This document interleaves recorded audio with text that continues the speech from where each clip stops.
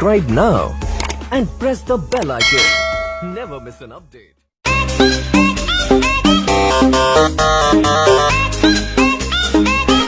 Presented by Adi Shakti Films.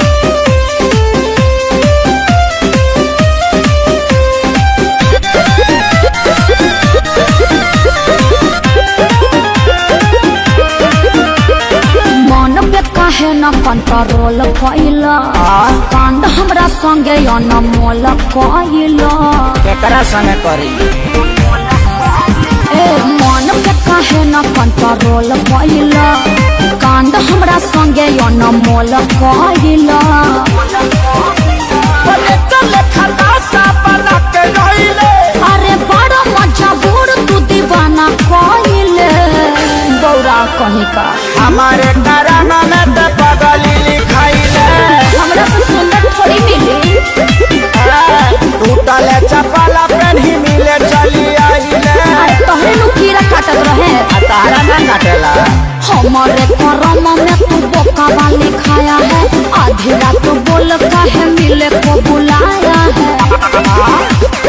High heel के sandal तोर का भइल रे आ धइले नुबा कि फेका गइल रे तबे पाँव हम आवत रहनी दिया बाबू ताके जान जाए तो मम्मी हमके मारी दिल लोटा के हरी माई के प्रणाम करेंगे तब ठीक बा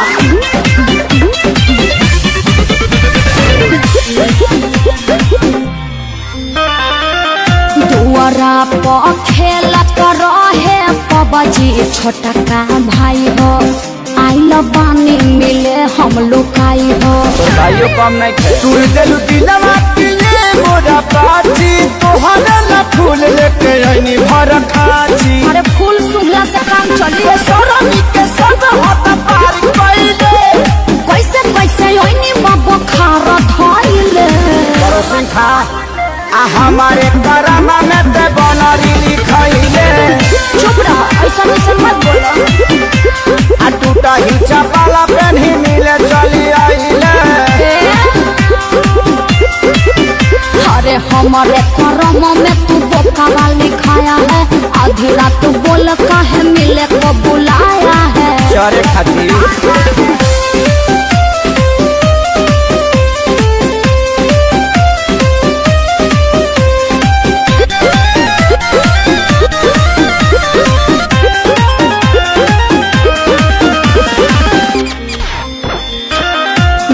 बानी मन तहरा दिल में बानी छपल चेहरा छोड़ी निहारे लचपल परी जैसा रूप तो हर लागत रहे हर दम भैलू छुर छुरी बोल कहे हमारा एकदम देखिए पक्का पड़ा तोर बाटे माइले अखिलेश के सारी तुला बोल खाइले हमारे करामा में छुछु नारी लिखाइले चुप रहा अपने बड़ा छुछुला आ टूटा ही चपला पेन्ही मिले चली आइले का करती बोला ना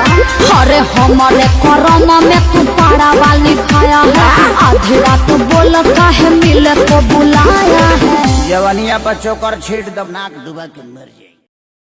Presented by Riya Films.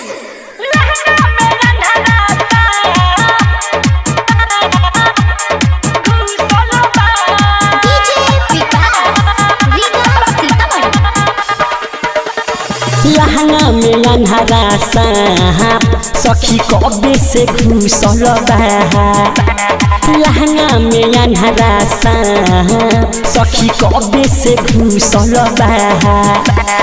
देखी डर बहिनी अकेले जे पहिनी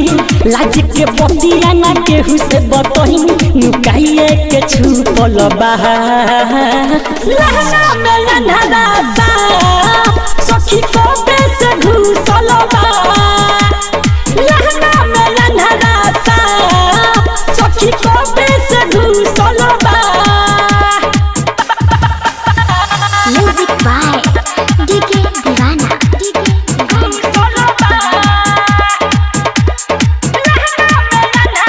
DJ Vikas, Riya Sitaman.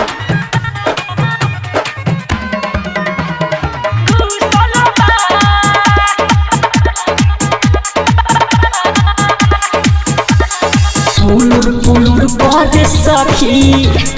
फरमुठी जब के पकड़ी पहला लगा रे दादा हर से गईल बाटे भीतरी पुलुर कर सखी फरमुठी जब के पकड़ी पहला लगा रे दादा हर से गईल बाटे भीतरी ऐसन जगहिया गईल बसमाई ठीके ठाके रही अब पहिले घावाई लहर उठल बा लहंगा में अंधारा सा सखी कोपे से घुसल बा लहंगा में अंधारा सा सखी कोपे से घुसल बा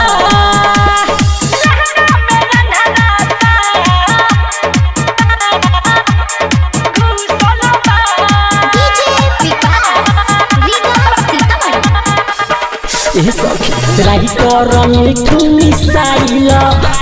पूछिए तो का बोल कहब बाहर निकाल के चल दी महिल खाया जमहब राइटर मिठू मिसाइल पूछिए तो का बोल कहब बाहर निकाल के चल दी महिल खाया जमहब गिरा सुबोधावा उड़ाई दी मजाक हो बीतल कहानिया के कोई दी सच हो कछिए के सुतल बहा लहंगा में अंधारा सा सखी कोपे से घुसल बा लहंगा में अंधारा सा